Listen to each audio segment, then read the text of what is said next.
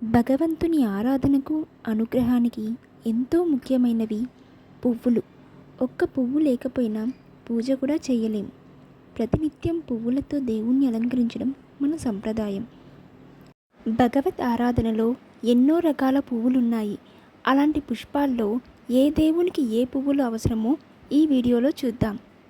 పరమేశ్వరుని పూజలకి జిల్లేడు, గన్నేరు, మారేడు, తమ్మి, ఉత్తరేను ఆకులు, జమ్మి ఆకులు, జమ్మి పూలు, నల్ల కలువలు, పారిజాతాలు, మందారాలు మంచివి. దాసాని, మంకెన, నదంతి, మొగలి, మాలతి, కుంకుమమద్ది ఈ పూలు పూజకి పనికిరావు. తొడిమలు లేని పువ్వులు కూడా పూజకి పనికిరావు.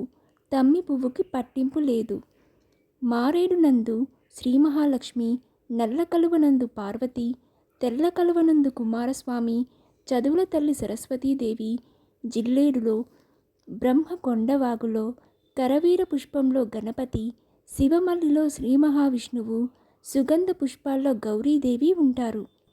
అలాగే శ్రీ మహావిష్ణువుని అక్షింతలతోనూ, మహాగణపతిని తులసితోనూ, తమలా వృక్ష పువ్వులతోనూ సరస్వతీదేవిని, మల్లె పువ్వులతో భైరవుణ్ణి, తమ్మి పూలతో మహాలక్ష్మిని, మొగలి పువ్వులతో శివుణ్ణి, మారేడు దళాలతో సూర్యభగవాన్ని ఎట్టి పరిస్థితుల్లోనూ పూజించరాదు.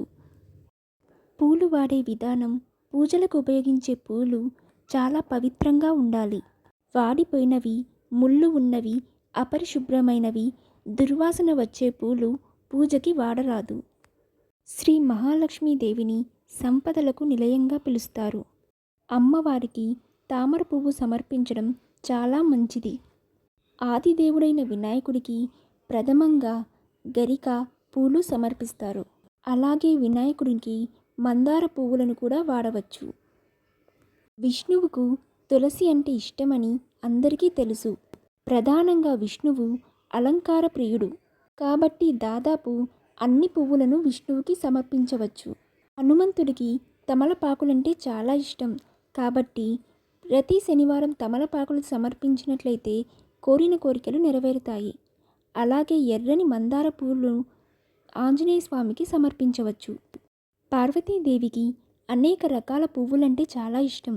వాటిలో మందారం, మల్లె, తెల్ల కలువ, చంపక పూలు ఉన్నాయి. వీటిని మీరు సమర్పిస్తే మీ కలలు నెరవేరుతాయి కూడా.